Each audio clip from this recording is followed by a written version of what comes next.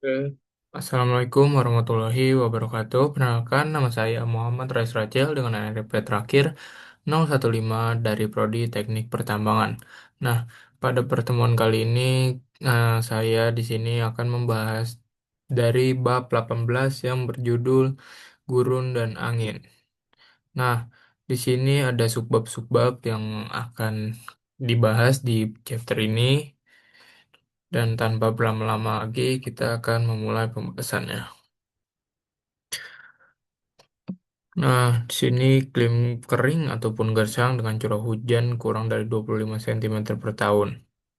Nah, bisa dilihat di sini di gambar 18,1 itu memperlihatkan pemandangan gurun Mojave di California Selatan yang sebuah wilayah yang merupakan contoh klasik dari lingkungan gurun yang beriklim kering ekstrim. Nah, pada gambar ini terlihat jelas bahwa tutupan vegetasi itu sangat jarang dan tumbuhan tersebar dengan jarak yang jauh satu sama lainnya. Nah, pola ini bukan hanya sebuah kebetulan, melainkan merupakan bentuk adaptasi terhadap curah hujan yang sangat rendah, yaitu kurang dari 25 cm per tahun. Nah, tumbuhan di wilayah ini memiliki kemampuan khusus untuk bertahan hidup dengan ketersediaan air yang sangat terbatas. Banyak di antaranya memiliki akar yang sangat panjang untuk menjangkau air yang berada jauh di bawah permukaan, serta daun yang kecil atau bahkan berbentuk duri untuk mengurangi penguapan. Nah, beberapa jenis tanaman juga mampu menyimpan air di dalam jaringan tubuhnya, seperti yang dilakukan oleh kaktus dan tanaman lainnya. Nah, keadaan tanah di sini yang tampak kering, berbatu, dan berdebu menunjukkan bahwa proses pelapukan kimia hampir tidak terjadi secara intensif. Yang lebih dominan adalah pelapukan fisik akibat perubahan suhu yang ekstrim antara siang dan malam hari. Nah, hal ini menyebabkan batuan-batuan di sini itu retak dan pecah, namun tidak mengalami pelarutan kimia yang signifikan dikarenakan minimnya air di daerah tersebut. Nah, gambar ini menggambarkan bahwa gurun itu bukanlah wilayah yang eh, serta-merta itu langsung terjadi, tetapi tanpa proses, melainkan wilayah dinamika yang dikontrol oleh keterbatasan air, suhu yang tinggi, dan radiasi matahari yang kuat. Nah, ini menjadi dasar untuk memahami kita mengapa bentang alam di wilayah gurun memiliki ciri yang sangat berbeda dari wilayah yang beriklim lembab. Oke, di sini di gambar 18,2 ini menunjukkan pola sirkulasi udara global yang sangat penting dalam pembentukan wilayah gurun di berbeda belahan bumi. Nah, pada peta ini, panah-panah merah ini tuh menunjukkan arah angin permukaan. Nah, sedangkan panah biru yang seperti ini itu menunjukkan pergerakan udara secara vertikal di atmosfer. Nah, jadi panah merah ini arah angin permukaan, panah biru ini pergerakan udara di atmosfer secara vertikal. Nah, di sekitar garis lintang 30 derajat lintang utara dan 30 derajat lintang selatan, udara dari lapisan atas atmosfer turun kembali ke permukaan bumi.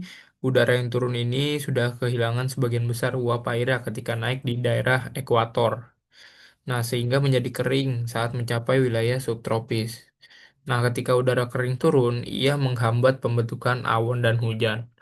Nah, inilah sebabnya mengapa sebagian besar gurun itu seperti gurun Sahara, gurun Australia, dan gurun di Amerika Utara terletak di sekitar 30 derajat lintang utara dan 30 derajat lintang selatan. Di bagian ini, nah, udara yang turun juga menciptakan tekanan tinggi yang stabil, sehingga kondisi langit sering cerah dan hujan sangat jarang turun. Nah, pola sirkulasi ini dikenal sebagai bagian dari sel Hadley. Nah, dan merupakan faktor utama dalam distribusi iklim kering di planet ini. Dengan memahami siklus ini, kita dapat memahami bahwa keberadaan gurun itu tidak bersifat abstrak ataupun acak, melainkan merupakan hasil dari sistem atmosfer bumi yang teratur dan berulang seperti ini. Nih, di sini ada gambar yang menunjukkan distribusi gurun non-polar di seluruh dunia. Nah, daerah berwarna pada peta itu di sini memperlihatkan lokasi gurun-gurun utama di tiap benua. Nah, polanya sangat jelas. Nah, hampir semua gurun besar itu terletak pada lintang rendah hingga menengah, khususnya di sekitar 30 derajat lintang utara ini sampai 30 derajat lintang selatan. Nah, hal ini kembali berkaitan erat dengan pola sirkulasi udara global yang telah dijelaskan pada gambar 18.2 tadi. Nah, selain itu, posisi benua, arus laut dingin, dan topografi juga memegang peranan yang penting. Contohnya, pantai barat benua seringkali memiliki gurun karena adanya arus laut dingin yang mencegah pembentukannya hujan. Nah, gambar ini juga menunjukkan bahwa daerah yang jauh dari laut cenderung menjadi kering karena uap air yang berasal dari samudera sudah habis sebelum mencapai bagian dalam benua. Nah, inilah yang membuat wilayah Asia Tengah itu misalnya memiliki gurun yang sangat luas seperti ini. Ini Asia Tengah. Nah, distribusi gurun ini memberikan gambaran bahwa keberadaan gurun merupakan hasil interaksi dari atmosfer, hidrosfer, dan litosfer. Nah, ini yang berwarna kuning itu dia semi kering, curah hujannya em, sekitar 25 hingga 50 cm per tahun. Nah, kalau yang ini kayak oren-oren ini dia kurang dari 25 cm per tahun. Nah, selanjutnya di sini ada gambar dari 18.4 tentang rain shadow. Oke. Nah, di gambar ini itu menjelaskan proses yang disebut sebagai efek dari bayangan hujan itu. Nah, ketika massa udara lembab bergerak menuju suatu pegunungan, yang ini bergerak menuju suatu pegunungan, ia dipaksa naik. Nah, saat udara naik, suhu menurun dan uap air mengembun dan membentuk awan dan hujan di sisi depan gunung. Nah, namun setelah melewati puncak gunung dan turun di sisi belakang, di sini udara menjadi jauh lebih kering dan hangat. Di sisi inilah terbentuk wilayah bayangan hujan yang sangat kering dan sering berkembang menjadi gurun. Nah, fenomena ini sangat jelas terlihat pada pegunungan Sierra Nevada, contohnya di Amerika Serikat, yang menciptakan wilayah gurun di sebelah timurnya itu dia termasuk Death Valley dan sebagian wilayah Nevada. Nah, dari gambar ini juga bisa menunjukkan bahwa pegunungan ini bisa juga berperan sebagai penghalang iklim yang sangat kuat. Oke, selanjutnya di sini ada tentang subbab gurun yang meluas. Nah, di bagian ini diperlihatkan ini tuh di wilayah Afrika, khususnya di daerah Sahel ya. Sahel yang mengalami degradasi lahan yang sangat parah. Sorry, ini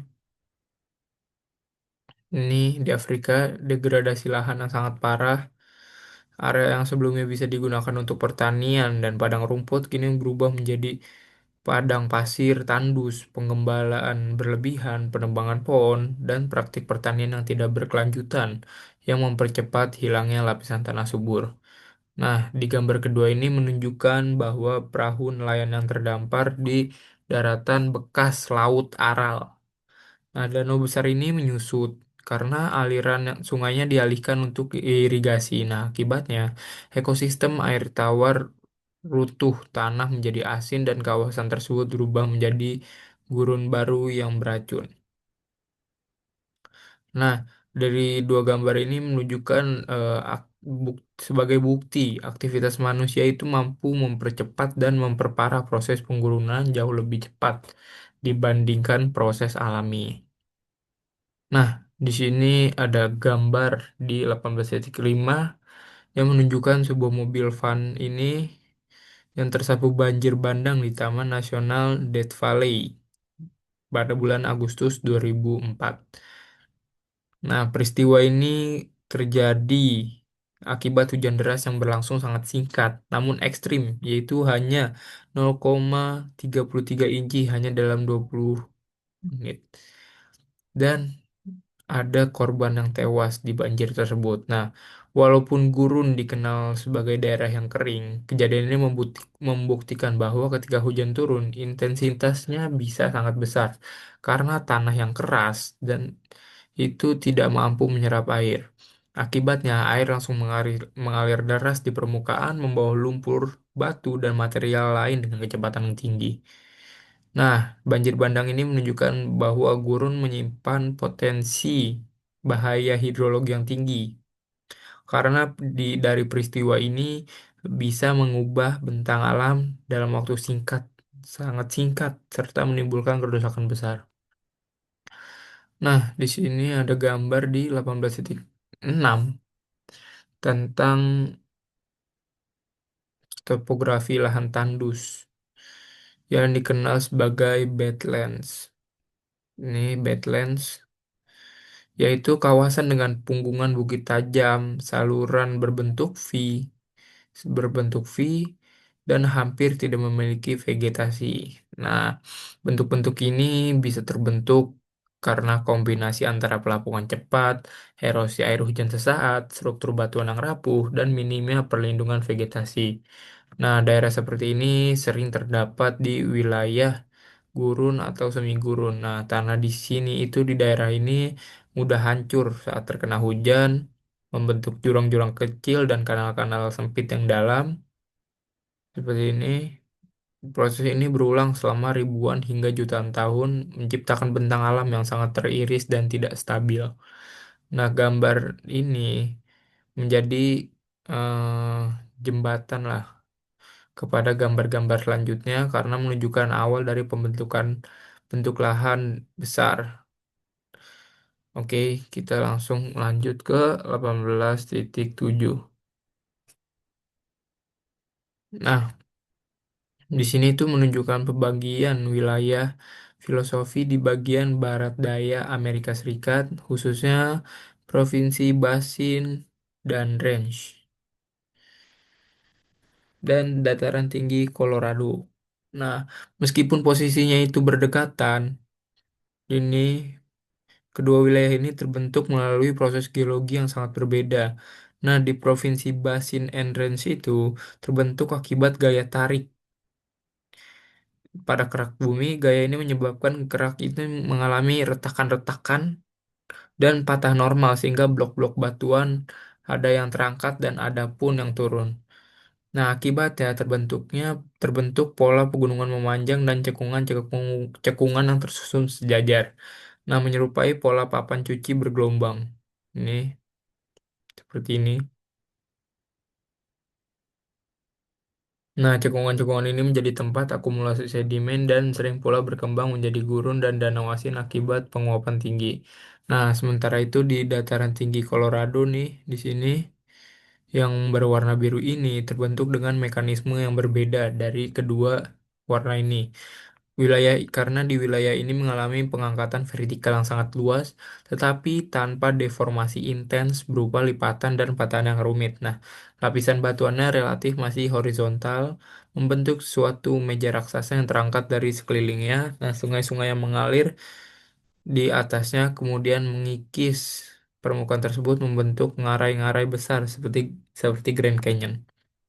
Nah, perbandingan ketiga ini menunjukkan bahwa bentang alam gurun tidak hanya dipengaruhi oleh iklim kering, tetapi sangat ditentukan oleh gaya tektonik yang bekerja dari dalam bumi. Oke, bisa kita lanjut di gambar 18,8 ini. Nah, di gambar 18,8 ini memperlihatkan bentang alam khas daerah gurun di Arizona yang menampilkan bentuk lahan seperti berupa mesa dan butte. Nah, jadi kedua bentuk ini merupakan hasil dari erosi diferensial yaitu apa sih erosi diferensial? Jadi eh, erosi diferensial itu menunjukkan erosi yang terjadi dengan kecepatan berbeda pada lapisan batuan yang memiliki tingkatan kekerasan batuan yang berbeda pula. Nah, mesa merupakan dataran tinggi dengan bagian ini ya, mesa itu em, dataran tinggi dengan bagian atas yang relatif datar. seperti serta sisi yang curam. Nah, ini sisi-sisinya curam. Nah, tetapi ukurannya lebih kecil dan lebih terisolasi. Nah, kalau bute ini dia bentuknya serupa dengan mesa tadi, tetapi ukurannya itu lebih kecil dan dia itu lebih terisolasi dibandingkan dengan mesa ini. Nah, bentuk-bentuk ini berasal dari batuan dari dataran luas yang terdiri dari beberapa batuan. Nah, lapisan paling atas itu bersifat lebih keras sehingga lebih tahan terhadap erosi, sedangkan lapisan di bawahnya lebih lunak dan mudah tergerus oleh angin dan air. Nah, seiring waktu lapisan bawah itu mulai terkikis secara perlahan, membentuk bagian atas kehilangan penopangnya dan akhirnya menjadi bukit-bukit terisolasi. Nah, proses mundurnya tebing ini dikenal sebagai retreat of cliffs dan dapat berlangsung selama jutaan tahun. Nah, fenomena ini memperlihatkan bahwa walaupun wilayah gurun menerima sedikit hujan, erosi tetap terjadi secara aktif, terutama saat hujan turun dalam waktu singkat namun intens. Bentuk mesa dan bute ini menjadikan bukti bahwa bentang alam gurun merupakan hasil interaksi jangka panjang antara jenis batuan, iklim kering, dan gaya erosi. Nah, di sini ada gambar 18.9 menunjukkan bentuk bentang alam yang terbentuk akibat lapisan batuan yang miring dan tererosi. Nah, menghasilkan dua bentuk yang disebut hogback yang ini dan cuesta. Nah, hogback itu adalah punggungan yang sempit dan tajam terbentuk dari lapisan batuan keras yang posisinya sangat miring. Kedua sisi punggungan ini curam karena lapisan batuan yang lebih lunak di sekitarnya telah tererosi lebih cepat. Nah, sementara itu cuesta memiliki satu sisi yang landai dan satu sisi yang curam, terbentuk dari kemiringan lapisan batuan yang lebih lembut. Nah, diagram pada bagian atas gambar menunjukkan proses terbentuknya bentuk tersebut.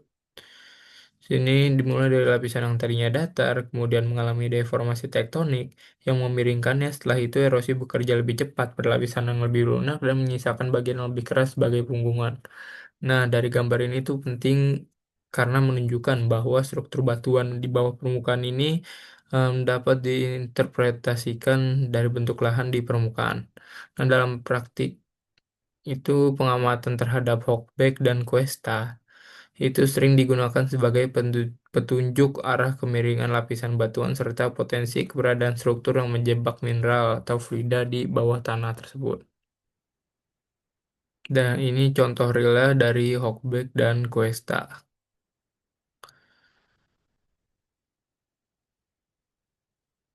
Nah, di sini monoklin batuan di bagian atas dan bawah terbentuk horizontal, sementara batuan di bagian tengah, ini kan di sini tuh horizontal ya, begini, begini tuh.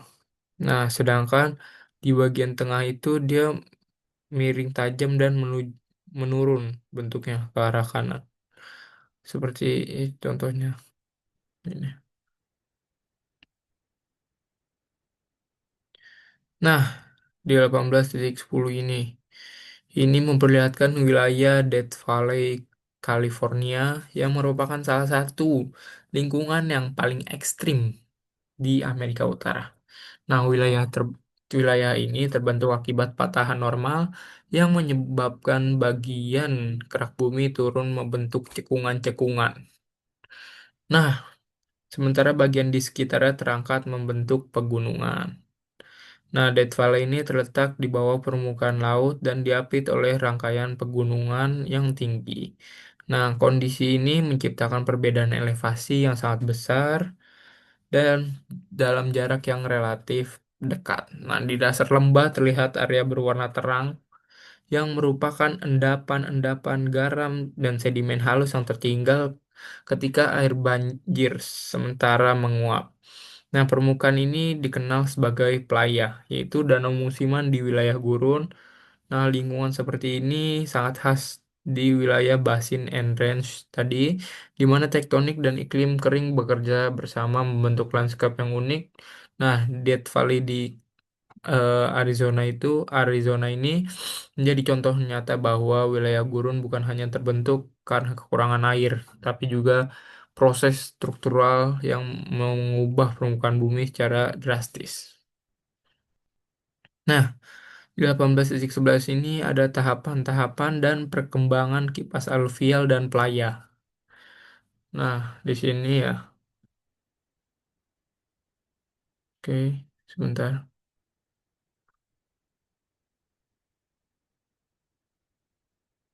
Di gambar-gambar ini menggambarkan tahapan perkembangan cekungan di wilayah gurun dari waktu ke waktu ya. Di sini, nah pada tahap awal ini pergerakan patahan membentuk sebuah lembah atau cekungan material dari pegunungan di sekitarnya kemudian terbawa oleh aliran air hujan sesaat menuju ke dasar lembah. Nah, sedimen tersebut mengendap nih. Sedimen-sedimennya mengendap membentuk kipas aluvial yang menyebar dari kaki gunung ke arah tengah cekungan. Nah, air yang terkumpul di bagian tengah akan membentuk danau sementara yang pada akhirnya menguap dan meninggalkan endapan mineral di permukaannya. Nah, inilah yang membentuk danau kering ataupun playa di sini.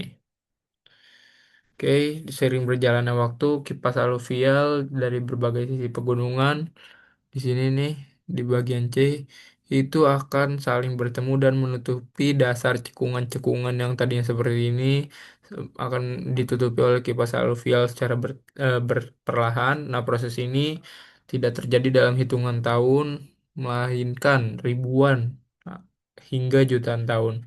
Nah, akibatnya cekungan tersebut pada akhirnya dapat tertutup seluruhnya oleh lapisan sedimen seperti ini. Nah, proses inilah yang membawa makna penting. Nah, karena di wilayah seperti ini sering menjadi tempat konsentrasi mineral baik di permukaan maupun di bawah tanah. Oke, di sini di gambar 18.12 ini yang menunjukkan kipas aluvial yang terbentuk di dasar ngarai. Nah, seperti ini ya. Ini kipas aluvial. Kipas aluvial nih itu terbentuk di dasar ngarai di pegunungan Death Valley, California. Di bagian latar depan terlihat dataran putih merupakan playa. Ini sudah terbentuk playanya, yaitu bekas danau sementara yang telah mengering dan meninggalkan endapan garam serta mineral halus di permukaannya. Nah, kipas aluvial ini terbentuk ketika aliran air hujan atau banjir bandang keluar dari ngarai sempit menuju dataran yang lebih luas dan landai. Nah, saat itu kecepatan aliran air menurun secara drastis. Nah, akibatnya material yang sebelumnya terbawa seperti kerikil, pasir, dan lumpur akan terendapkan secara bertahap yang membentuk pola menyerupai kipas seperti ini. Nah, semakin besar dan berat materialnya, semakin dekat ia terendapkan dari mulut ngarai. Sementara itu, partikel yang lebih halus terbawa lebih jauh hingga menuju bagian tengah cekungan, kemudian dapat membentuk danau, sementara yang akhirnya menguap dan menjadi gambar playa seperti ini. Yang putih-putih ini itu namanya playa. Nah, gambar ini menunjukkan bahwa wilayah gurun itu bukan hanya tempat kekeringan, melainkan zona pengendapan aktif saat terjadi hujan ataupun banjir bandang. Dalam jangka waktu sangat panjang, akumulasi material di kipas aluvial dapat membentuk lapisan sedimen yang sangat tebal. Oke. Nah, di sini contohnya memperlihatkan permukaan playa yang telah mengering dan membentuk pola retakan poligonal pada lumpurnya. Nah, retakan ini terbentuk karena air yang sebelumnya mengisi danau dangkal di cekungan gurun akhirnya menguap seluruhnya akibat suhu tinggi dan kelembapan udara yang sangat rendah. Nah, ketika air mengering, lumpur yang tersisa akan menyusut. Nah, proses penyusutan ini menyebabkan terbentuknya retakan-retakan seperti ini yang teratur dan membentuk pola seperti jaring. Nah, fenomena ini merupakan salah satu ciri khas dari wilayah gurun yang memiliki danau musiman. Nah, playa seperti playa ini seringkali mengandung endapan mineral terlarut seperti garam, gipsum, dan berbagai mineral evaporit lainnya. Nah, hal ini terjadi setiap kali air menguap, mineral yang terkandung dalam air akan tertinggal di dasar cekungan. Dalam jangka waktu yang sangat panjang, pengulangan siklus banjir, pengeringan ini dapat menghasilkan lapisan mineral yang cukup tebal. Nah, oleh karena itu, daerah playa ini sering menjadi objek kajian penting dalam eh, eksplorasi mineral non-logam. Nah, retakan gambar pada ini juga menunjukkan tingkat kekeringan yang ekstrim dan memperkuat gambaran bahwa lingkungan gurun didominasi oleh proses penguapan yang jauh lebih besar dibandingkan presipitasi. Oke, kita bisa next oke, di sini di gambar 18.4 ini. Wow, di sini menunjukkan dinding debu besar yang mendekati sebuah kota di Kansas pada tahun 1935 ketika Amerika Serikat ini mengalami peristiwa lingkungan yang disebut sebagai Dust Bowl. Nah, Dust Bowl ini itu peristiwa merupakan contoh paling ekstrim dari degradasi lahan akibat kombinasi antara kekeringan panjang dan aktivitas manusia yang tidak berkelanjutan. Nah, pada awalnya wilayah Great Plains ini ditanami secara masif untuk pertanian tanpa memperhatikan konservasi tanah. Nah, ketika kekeringan melanda selama tahun 1930-an, tanah tersebut menjadi sangat kering dan rapuh. Kemudian angin kencang dengan mudah mengangkat lapisan atas tanah yang disebut topsoil dan membawanya dalam bentuk badai debu raksasa. Nah, badai ini menyebabkan banyak dampak lah. Salah satunya itu eh, kerusakan lahan pertanian dalam skala yang besar. Dan gambar ini tuh menjadi sebuah peringatan bahwa gurun bukan karena proses alami dari bumi, tetapi bisa juga dipengaruhi oleh aktivitas manusia yang tidak terkendali. Nah, oke. Nah, nah, di sini ada di 18.5 yang menampilkan citra satelit di dari badai debu besar yang berasal dari Gurun Sahara dan bergerak melintasi Samudra Atlantik. Nah, gumpalan debu dalam gambar ini bahkan berukuran hampir setara dengan luas negara Spanyol. Besar, ya, sangat besar. Peristiwa ini menunjukkan bahwa debu gurun ini tidak hanya berdampak lokal, partikel-partikel yang halus terbawa angin dapat menempuh jarak sampai ribuan kilometer dan mempengaruhi lingkungan di benua-benua lain. Nah, bahkan sebagian debu Sahara itu diketahui berkontribusi terhadap kesuburan tanah di hutan hujan Amazon karena membawa unsur hara seperti fosfor dan mineral lainnya. Nah, dari gambar ini membuktikan bahwa gurun merupakan bagian penting dari sistem global bumi karena ia mempengaruhi kualitas udara global, siklus nutrien antar benua, dan pola cuaca dan iklim regional hingga global. Oke, kita bisa next di 18.16. Nah, ini dia. Di, ini bagian A ya. Nih, di bagian ini menunjukkan bagaimana sih angin yang bertiup dekat permukaan tanah mampu mengikis lapisan pasir setebal 1 meter di dasar singkapan batuan basalt di Death Valley. Nah, proses ini disebut sebagai abrasi angin, yaitu penghancuran batuan oleh partikel pasir yang terbawa angin dan menghantam permukaan batuan secara terus-menerus. Nah, pada bagian bawah ini singkapan, bagian bawah singkapan ini terlihat bentuk yang lebih terkikis seperti ini ya. Nah, dia di bagian bawah singkapan ini lebih terkikis dibandingkan di bagian atas ini. Nah, ini tuh menunjukkan bahwa kecepatan dan daya rusak angin paling besar itu terjadi di dekat permukaan tanah tempat partikel pasir lebih terkonsentrasi. Sorry. Nah, pada bagian B ini juga terlihat di sini. Nah, pada bagian B ini terlihat memperlihatkan sebuah lapisan tiang listrik yang dilapisi bahan pelindung pada bagian bawahnya. Nah, ini tuh merupakan upaya manusia untuk mengurangi akibat abrasi angin.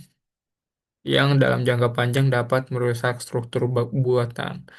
Nah, gambar ini menunjukkan kalau angin itu bukan hanya cuman bisa sebagai memindahkan pasir, tapi eh, merupakan eh, agen erosi utama di wilayah gurun yang mampu membentuk, mengubah, dan mengikis bentuk alam secara signifikan. Oke, selanjutnya kita bisa lanjut nah di 18.17 ini. Nah, ini tuh bisa disebut sebagai Ventifect. Nah, Ventifect ini batuan yang telah terbentuk dan diukir oleh proses abrasi angin. Nah, angin membawa partikel pasir dalam kecepatan tinggi bertindak seperti amplas yang terus-menerus menghantam permukaan batuan. Nah, proses ini dikenal sebagai sandblasting. Nah, pada gambar ini terlihat kayak permukaan batu ini memiliki alur-alur dan bidang datar yang tajam. Bentuk ini tidak terjadi secara acak, melainkan mengikuti arah utama angin yang bertiup secara dominan dari dua arah. Nah, di sini ada dari ke kanan dan ini ke kiri, yaitu selatan dan utara. Nah, sini juga. Nah, setiap kali angin datang, partikel pasir menghantam sisi batu yang menghadap arah angin, mengikisnya sedikit demi sedikit selama ribuan hingga jutaan tahun. Nah, proses pembentukan dari batuan ini yang disebut ventifect ini sangat khas di wilayah gurun karena vegetasi di sana sangat sedikit hingga batuan terbuka langsung. Nah, terus juga angin bertiup tanpa banyak hambat juga di sana. Nah, di bagian ventifect ini sering memiliki sisi yang rata dan bersudut tajam, terkadang bahkan membentuk bentuk poligonal. Nah, ini menunjukkan bahwa angin adalah salah satu agen geologi yang sangat kuat di wilayah kering bahkan tanpa bantuan air. Nah, tapi di dalam konteks geologi lingkungan dan pertambangan, ventifect ini dapat menjadi indikator bahwa suatu wilayah ini mengalami proses abrasi angin yang intens dan berkepanjangan. Nah, bentuk ini menandakan eh, bahwa wilayah tersebut itu sangat aktif secara geomorfologi, walaupun terlihat kering dan tandus. Oke, sorry. Nah, kita di sini dilihat di gambar 18.18.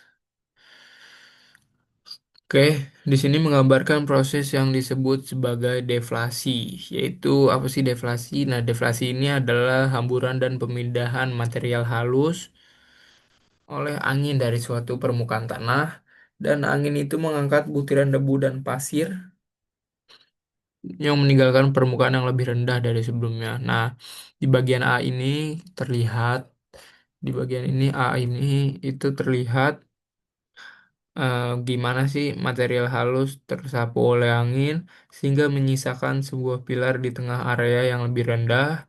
Nah, pilar ini disebut sebagai residual pilar, yaitu bagian tanah yang lebih keras ataupun lebih terlindungi sehingga tidak tererosi secara cepat material di sekitarnya.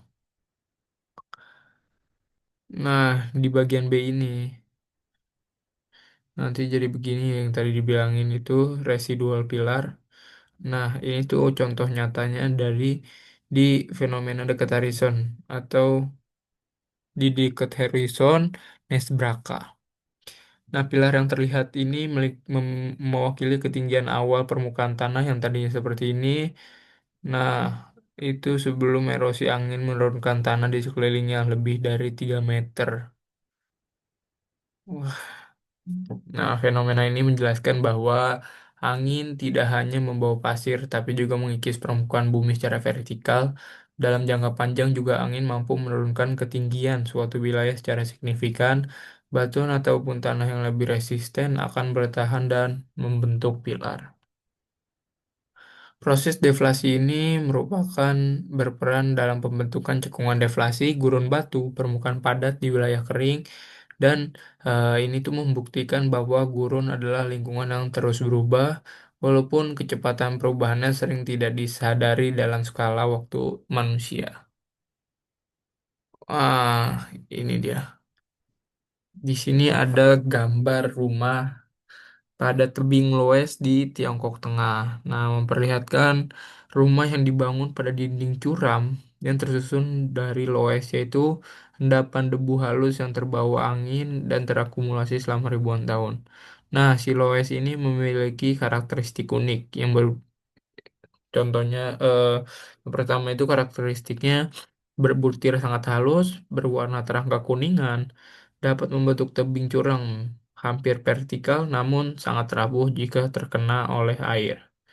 Nah, masyarakat di Tiongkok bagian tengah ini telah memanfaatkan lues ini sebagai bahan alami untuk membangun tempat tinggal dengan cara menggali tebing. Dinding lues yang kering dapat berdiri tegak tanpa runtuh dalam waktu yang lama sehingga cocok untuk dijadikan rumah. Namun di balik keuntungannya, loes juga sangat berbahaya ketika hujan deras terjadi. Nah, struktur loes ini dapat menjadi jenuh air, kehilangan kekuatannya, dan runtuh secara tiba-tiba. Nah, dari gambar ini menunjukkan bahwa hubungan langsung antara proses geologi dan kehidupan manusia. Nah, material yang terbentuk oleh angin di wilayah gurun ternyata memiliki dampak yang besar terhadap cara manusia membangun, bertahan, dan sekaligus menghadapi resiko bencana yang akan terjadi. Sorry. Nah, di sini ada di 18.20. Ini adalah wilayah-wilayah utama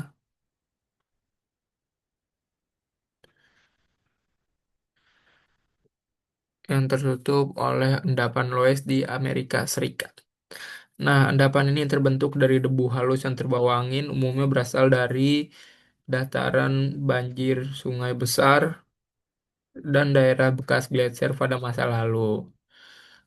Nah, peta ini menunjukkan bahwa loess ini tidak hanya terbatas pada wilayah gurun,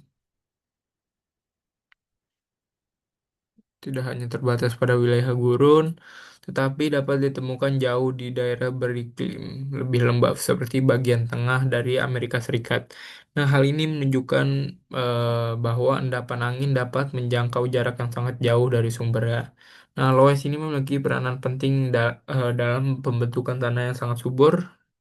Banyak wilayah pertanian produktif di dunia berada di atas lapisan loess karena kandungan mineralnya yang tinggi dan tekstur yang baik untuk pertumbuhan tanaman. Nah, namun di sisi lain, loess juga sangat mudah tererosi. Jika tutupan vegetasi hilang, tanah loess dengan cepat terkikis oleh air hujan dan angin.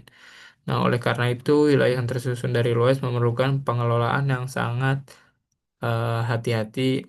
Nah, dari gambar ini menunjukkan bahwa material yang berasal dari gurun tidak hanya selalu membawa dampak buruk dalam jumlah dan kondisi tertentu, Loess ini justru menjadi salah satu tanah yang paling subur di dunia.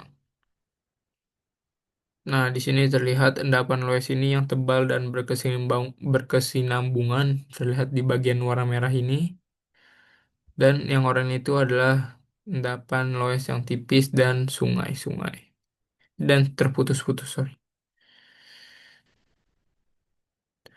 Nah, di sini ada perkerasan gurun dan pernis gurun.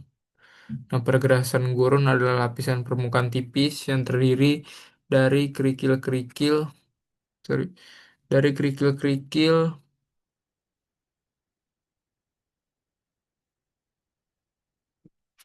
dari kerikil-kerikil em, yang rapat. Ini contohnya di gambar kotak satu ini.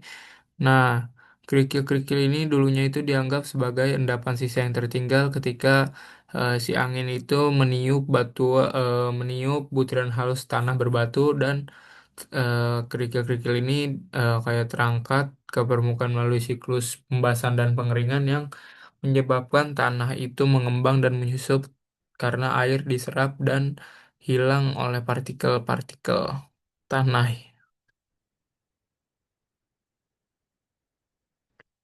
Sorry.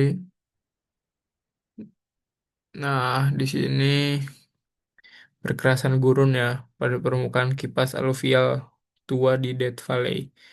Nah, kerikil yang di permukaan itu tersusun rapat. Nah, pasir halusnya terdapat di bawah-bawah kerikil ini dan gambar 18.2Y ini menunjukkan petroglif yang dipahat di batu ini menembus lapisan vernis gurun yang gelap, menunjukkan warna bagian dalam batu itu lebih terang seperti ini. Nah, ini contohnya dalamnya itu lebih terang ya dibandingkan warna batu luarannya. Oke, kita lanjut aja di sini. Di gambar 18.21. Oke, di bagian ini menunjukkan eh, mekanisme dasar pembentukan dan pergerakan sebuah bukit pasir di lingkungan gurun yang dipengaruhi oleh angin. Nah, di bagian A ini terlihat bahwa bukit pasir memiliki dua sisi yang berbeda. Yang pertama itu sisi melawan angin, yaitu windward side, yaitu sisi ini memiliki kemiringan yang lebih landai. Di sini pasir mulai terdorong ke atas oleh tiupan angin. Butiran pasir yang lebih kecil dan ringan terdorong naik perlahan mengikuti kemiringan lembah pasir. Nah, yang sisi bawah angin, yang ini di sini itu ada lee slide atau slip phase. Nah, sisi ini tuh lebih curam ketika pasir mencapai puncak bukit pasir di bagian sini, pasir tersebut akan jatuh dan menumpuk di sisi ini. Nah, akibat gaya gravitasi, penumpukan inilah yang membentuk lapisan sedimen yang disebut sebagai cross bedding. Nah, proses ini akan terus berulang. Angin membawa pasir ke atas bukit melalui sisi yang landai, terus habis itu jatuh dan terendapkan di sisi yang curam. Akumulasi ini membuat seluruh bukit pasir itu perlahan akan pindah mengikuti arah angin. Nah, artinya walaupun tampak diam, bukit pasir ini sebenarnya adalah struktur yang bergerak secara perlahan terhadap waktu. Nah, di bagian B ini ditunjukkan kondisi angin gurun yang sangat kencang. Angin ini mampu memindahkan pasir dalam jumlah besar, mengikis bagian depan bukit, mengangkut pasir di udara dan di permukaan, mengendapkannya kembali di bagian belakang bukit. Nah, fenomena ini membuktikan bahwa angin di gurun bertindak sebagai em, agen transportasi utama yang memindahkan material dalam skala besar, membentuk dan mengubah bentang alam secara terus-menerus. Dalam konteks ini, struktur lapisan silang seperti ini menjadi petunjuk penting saat menganalisis batuan sedimen di bawah permukaan bumi karena menunjukkan arah angin purba dan lingkungan pengendapan masa lalu.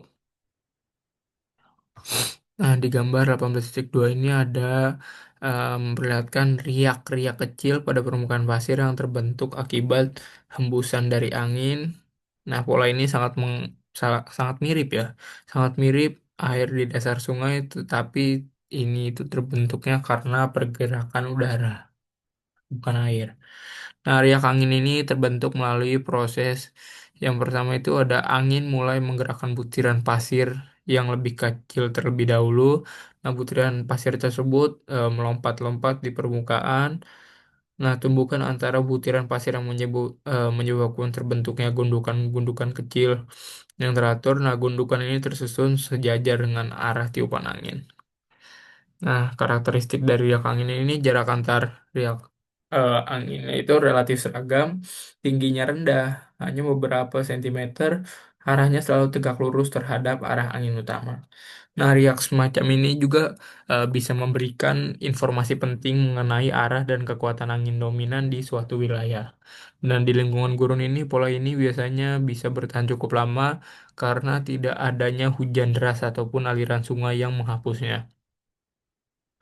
Nah, jika suatu hari riak angin tertutup oleh sedimen lain dan membatu menjadi batuan, maka riak ini akan menjadi bagian dari struktur batuan sedimen yang disebut triple marsh. Nah, struktur ini juga sering ditemukan dalam catatan geologi purba dan menjadi petunjuk penting bagi para ahli geologi untuk merekonstruksi lingkungan masa lalu. Nah, di sini ada jenis-jenis bukit pasir di gambar 18.23. Nah, di sini ada Barchans Dunes, yaitu bukit pasir yang terbentuk seperti bulan sabit dengan tanduk yang mengarah ke bawah angin.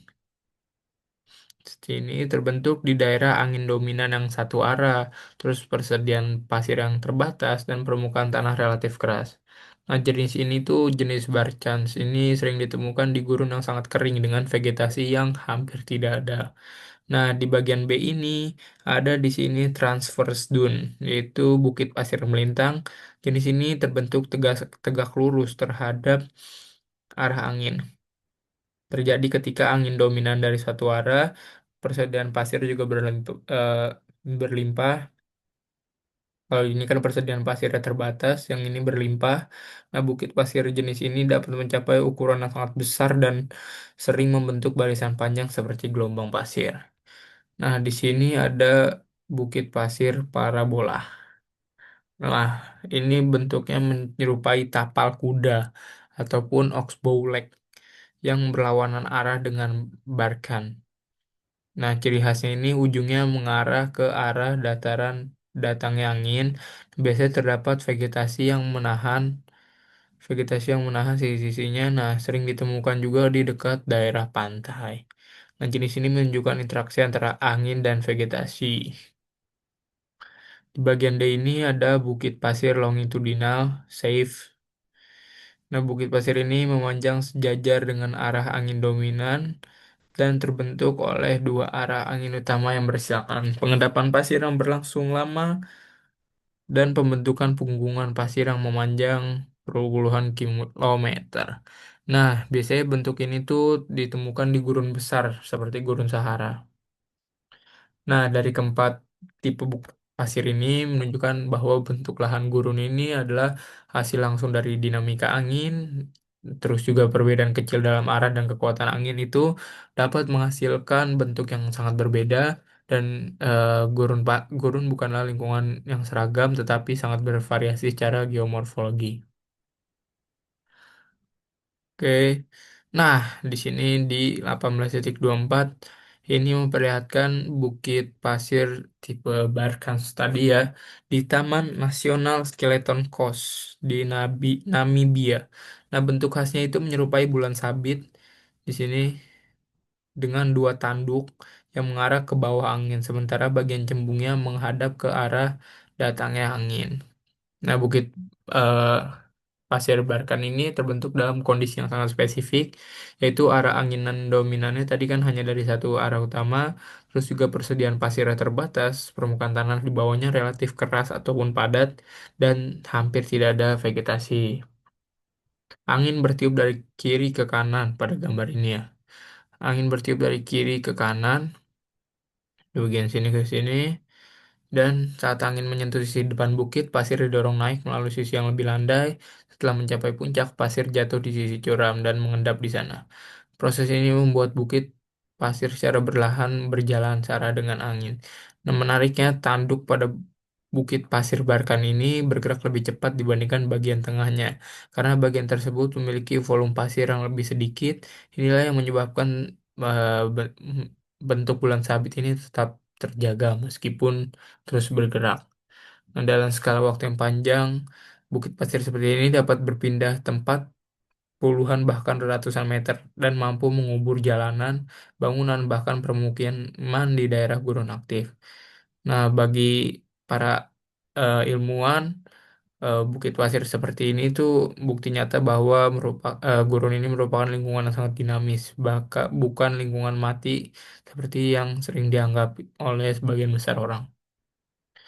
Oke, nah di sini ada contoh lagi dari transverse dunes, menunjukkan itu tuh di Monumen Nasional Great Sundance di Colorado. Nah, jenis bukit pasir ini terbentuk ketika terdapat pasokan pasir yang sangat melimpah, terus angin dominan bertiup dari satu arah utama, dan lahan terbuka luas tanpa penghalang yang besar. Nah, pada transverse dance ini punggungan-punggungan pasir terbentang tegak lurus terhadap arah angin. Ini menandakan bahwa pasir terus menumpuk sepanjang satu garis jajar, membentuk gundukan-gundukan besar yang berderet seperti ombak beku. Tetapi di daratan, bukit pasir jenis ini seringkali memiliki ukuran sangat besar, bahkan termasuk sebagai yang tertinggi di Amerika Utara. Nah, hal ini menunjukkan bahwa walaupun daerahnya tergolong kering, namun pasokan pasir yang sangat mencukupi baik dari sungai kering dan purba endapan glasial di masa lalu. Di balik keindahan ini, Bukit Pasir ini menyimpan informasi yang penting tentang sejarah iklim setempat, arah angin dominan dalam jangka panjang, dan perubahan bentang alam di masa lalu. Oke, nah di sini juga ada contoh-contoh di gambar 18.26. Ini contoh dari parabola yang tadi ya, parabola dance. Itu memperlihatkan Bukit Pasir Parabola yang berada di dekat Pantai Pismo ini, California. Nah, angin ini bertiup dari arah kiri ke kanan, dan di sisi kiri gambar terlihat adanya lautan Pasifik. Nah, berbeda dengan Berken dan tadi, nah Bukit Pasir Parabola berbentuk seperti huruf U yang terbuka ke arah angin. Yang mana, nah ini nih terbentuk U ke arah angin, ujung-ujungnya justru mengarah ke arah datangnya angin, bukan menjauh. Nah, ciri khas Bukit Pasir Parabola ini tuh terbentuk di daerah yang memiliki vegetasi di sekitarnya. Terus akar tumbuhannya itu membantu menahan sebagian pasir, bagian tengahnya tetap dapat bergerak karena lebih terbuka, dan biasanya itu ditemukan daerah pesisir. Nah, vegetasi di daerah ini tuh berperan penting dalam membentuk dan mempertahankan struktur parabola ini. Tanpa adanya tanaman, bentuknya akan lebih mirip seperti Berkens tadi ya. Nah, jenis bukit pasir ini tuh menunjukkan hubungan langsung antara angin, vegetasi, pasir, dan lingkungan pesisir. Nah, artinya bukan hanya faktor fisik seperti angin dan pasir yang menentukan bentuk alam, tapi juga faktor biologi seperti tumbuhan bisa menentukan bentuknya. Nah, di gambar 18.27 ini ada contoh dari 18 dari longitudinal dance di Gurun Sahara Aljazair. Nah, gambar ini itu diambil dari luar angkasa, tepatnya dari wahana Gemini pada ketinggian sekitar 100 km. Gambar ini menunjukkan safe dance yang terbentuk di Gurun Sahara tadi. Nah, bukit pasir jenis ini itu memiliki bentuk memanjang sejajar dengan arah angin yang dominan, bahkan dapat mencapai panjang puluhan hingga ratusan kilometer. Nah, inilah salah satu bentuk bukit pasir di bumi terbesar ya. No, dari sini ke sini. Walaupun ini diambil dari 100 km, tapi bentuknya ini masih sangat panjang. Nah, biasanya safe dan ini terbentuk akibat dua arah angin utama yang saling bersilangan, terus endapan pasir yang stabil dalam jangka panjang, dan proses pengangkutan dan pengendapan yang berulang. Nah, tidak seperti Berken dan tadi yang melintang jelas lebih bulat ataupun melintang, bukit malah Safe Dance ini tampak seperti garis-garis panjang raksasa di permukaan gurun. Nah, keberadaan ini menjadi bukti bahwa betapa kuatnya peran angin sebagai agen geomorfologi, terus betapa luasnya skala proses geologi di gurun, terus dan terakhir betapa lamanya waktu yang dibutuhkan untuk proses pembentukan ini. Nah, di sini ada contoh dari contoh dari hmm, aksi angin di Mars. Nah, badai debu global di planet Mars. Nah, gambar ini tuh menunjukkan ya bahwa citra pengamatan dari teleskop antariksa Hubble yang memperlihatkan badai debu besar di planet Mars pada tanggal 26 Juni 2001. Nah, badai tersebut awalnya itu terlihat sebagai badai lokal di wilayah cekungan Hellas seperti ini, kemudian berkembang sangat cepat hingga pada akhir Juli, hampir seluruh permukaan planet Mars tertutup oleh debu. Nah, fenomena ini menunjukkan bahwa proses geomorfologi Mars di Mars khususnya yang disebabkan oleh angin ternyata memiliki kemiripan dengan proses yang terjadi di gurun di bumi. Nah, partikel debu di Mars sangat halus sehingga mudah terangkat oleh atmosfer ketika terjadi badai angin besar. Nah, tidak seperti di bumi, atmosfer Mars ini jauh lebih tipis, namun karena gravitasinya yang lebih kecil dari bumi dan permukaan yang sangat kering, badai debu itu tetap bisa terjadi dalam skala yang sangat luas dan bertahan selama berbulan-bulan. Nah, badai debu global seperti ini mengakibatkan penutupan permukaan Mars dari pengamatan visual, terus perubahan suhu permukaan secara drastis, dan gangguan besar pada penjelajahan Mars. Nah, kabar ini tuh menjadi bukti bahwa walaupun Mars itu adalah planet kering, proses aeolian itu yaitu proses angin itu tetap menjadi salah satu agen utama yang membentuk permukaan planet tersebut. Sama seperti gurun di bumi, dengan kata lain itu Mars ini bisa dianggap sebagai laboratorium alam yang bisa untuk mempelajari gimana sih angin itu membentuk bentang alam di lingkungan yang ekstrim. Nah, itu yang tadinya ada hitam-hitam gini jadi benar-benar full pasir karena eh, oleh angin itu tertiup oleh angin ya, yang diselimuti oleh debu-debu yang tadinya seperti ini jadi seperti ini. Kacau. Nah, ini dia padang pasir di Kawah Endurance Mars. Nah, gambar ini diambil oleh wahana penjelajah Mars Rover Opportunity di Kawah Endurance yang terlihat seperti warna biru ini. Pada gambar sebenarnya itu ini bukan air, melainkan disebabkan oleh keberadaan streful yang mengandung hematit atau biasa disebut blueberry. Nah, streful ini merupakan butiran-butiran kecil yang berbentuk bulat yang terbentuk melalui proses kimia di masa lalu yang terbentuk ketika kemungkinan besar air pernah hadir di permukaan Mars. Sering waktu butiran ini terakumulasi di permukaan di antara bukit-bukit pasir yang membentuk lapisan yang cukup luas. Nah, keberadaan dari sereful yang mengandung hematit, keberadaan hematit ini itu sangat penting bagi para ilmuwan karena biasanya mineral ini tuh terbentuknya di lingkungan yang berhubungan dengan air. Nah, artinya itu maksudnya itu bahwa dari gambar ini bisa memperkuat hipotesis bahwa di masa lalu itu Mars itu memiliki air yang cair, terus juga di lingkungan Mars dulu itu lebih hangat dan lebih basah dibandingkan sekarang.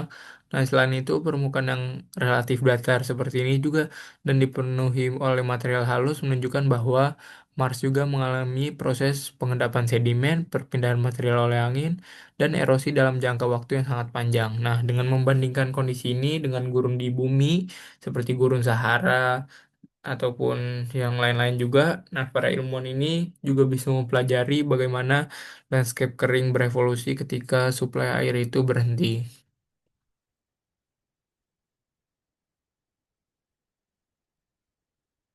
Nah, nah di sini ada tampilan dekat batu bernama Moe dari lokasi pendaratan Pathfinder. Nah, gambar ini tuh permukaan batu ini terlihat halus, namun berlubang-lubang ya dan beralur. Nah, itu tuh sangat mirip dengan Ventifex di gurun bumi. Nah, Ventifex adalah batuan yang terbentuk akibat proses sandblasting, yang yaitu hantaman terus-menerus oleh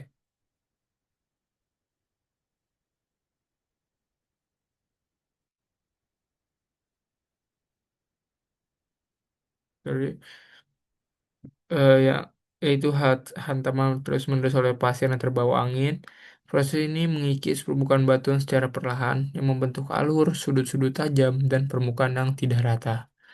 Nah, kemiripan antara Ventifex di Mars dan di Bumi ini membuktikan bahwa proses aeolian ini tidak hanya terjadi di planet Bumi saja, tetapi juga di planet lain yang memiliki atmosfer. Nah, meskipun sangat tipis seperti Mars.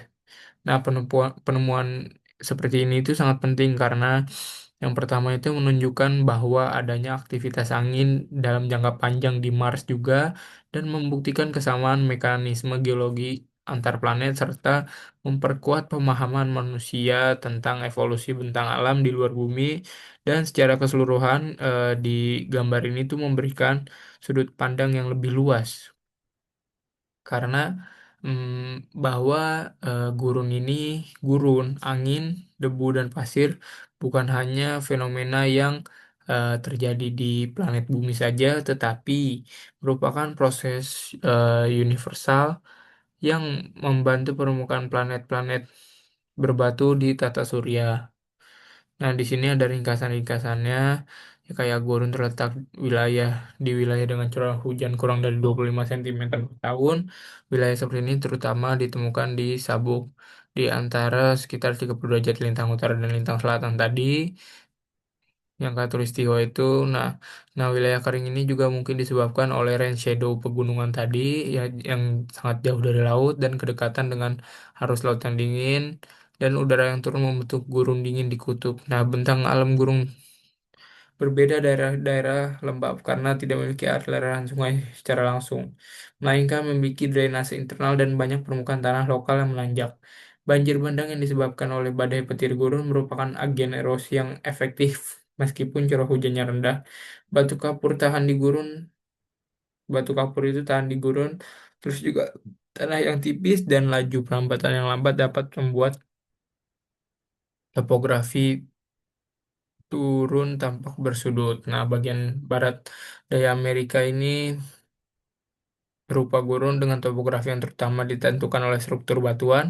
Batuan sedimen dataran tinggi Colorado terpahat menjadi tebing, plato, mesa, dan butte tadi yang plato itu lebih besar, terus mesa yang di bawahnya tapi datar bentuk atasnya, dan butte itu sama seperti mesa bentuknya tetapi dia lebih terisolasi dan lebih kecil bentuknya. Nah, topografi yang dikontrol oleh patahan di Provinsi Basin and Range ini ditandai oleh kipas aluvial, playa, sedimen, bajada, dan lain. Meskipun erosi terus juga gini-ginilah. Sedimen berbutir halus dapat terbawa angin dalam jarak yang jauh bahkan melintasi seluruh benua dan lautan. Nah, pasir bergerak melalui saltasi dekat ke tanah, kadang mengukir ventifex, dan angin itu dapat mengempiskan suatu wilayah sehingga menimbulkan semburan sedimen halus. Nah, gumuk pasir diklasifikasikan menjadi barkan, terus transversal dan terus parabola dan longitudinal atau safeguard. Nah, tetapi banyak juga gumuk pasir yang tidak menyerupai jenis tersebut. Nah, jenis-jenis itu bergantung pada kekuatan dan arah angin, kesediaan pasir, dan vegetasi. Nah, meskipun erosi angin dapat terjadi secara hebat di wilayah dengan tingkat kelembapan rendah, aliran sungai ini biasanya lebih efektif daripada angin dalam membentuk lanskap apapun iklimnya. Oke, di sini ada contoh-contohnya juga. Ini contoh jadi bukit pasir. Di sini ini ada Berkens, terus di sini ada bukit pasir melintang di bagian B ini. Terus ini ada eh, parabola yang ada vegetasi-vegetasinya. Dan ini adalah safe dance yang sangat panjang ya bentuknya. Nah, di sini juga ada angin membawa landai dan di bagian setelah puncak bukit pasir ini menjadi anginnya tenang. Nah, di sini ada contoh-contoh batu juga. Ini ada los, di sini ada yang tadinya tanahnya tinggi seperti ini menjadi seperti ini dikarenakan adanya sedimen kering yang sedimen halus yang terbawa. Di sini ada akibat erosi angin yang eh, bagian bawahnya ini lebih tererosi. Di sini juga ada tiang listrik yang dilapisi oleh lapisan aktivitas manusia. Sini juga ada dinding debu karena aktivitas manusia. Di sini ada playa yang mengering akibat akibat lumur. Sini ada kipas aluvial yang mulai terbentuk. Dan di sini sudah ada playa-playanya di depannya. Nah, ini adalah contoh-contoh perkembangan bentuk lahan pelayat kipas aluvial tadi yang akhirnya membentuk seperti ini dengan konsentrasi mineral yang tinggi di di bawahnya. Nah, ini contohnya di sini kipas aluvialnya sudah mulai ada dan di sini tuh pelaya-pelayanya. Nah, di sini adalah Cuesta dan Hawkback tadi. Nah, ini yang tadi Plateu, terus ada Mesa dan Butte. Plateu ini paling besar, terus Mesa ini yang sedang, dan Butte ini yang kecil. Nah, di sini ada wilayah-wilayahnya, terus di sini akibat banjir bandang dan ini punggungan-punggungan. Nah, di sini juga yang tadi sama hujan yang akan membawa ke udara hangat dan lembab. Nah, ini hujan akibat pendinginan setelah di bukit, setelah di puncak menjadi turun menjadi gurun. Nah, di sini juga gurun kebanyakan terbentuk di antara 30 derajat lintang utara dan 30 derajat lintang selatan. Di garis tengah itu berarti khatulistiwa, yang ini ekuator. Seperti ini ya tuh. Arah-arahnya dia akan eh, terbentuk ke kenaikan seperti itu. Nah, mungkin sudah selesai kali ya. Nah, ini juga pemandangan Gurun Mojave, curah hujan yang rendah. Oke, mungkin cukup sekian pemaparan materi yang dapat saya sampaikan. Untuk kurang lebihnya, saya mohon maaf kalau misal ada kata-kata yang masih salah. Mohon maaf, mungkin sampai sini aja. Saya Muhammad Rais Rachel dengan NRP terakhir 015, Prodi Teknik Pertambangan, dan mengundurkan diri. Wassalamualaikum warahmatullahi wabarakatuh.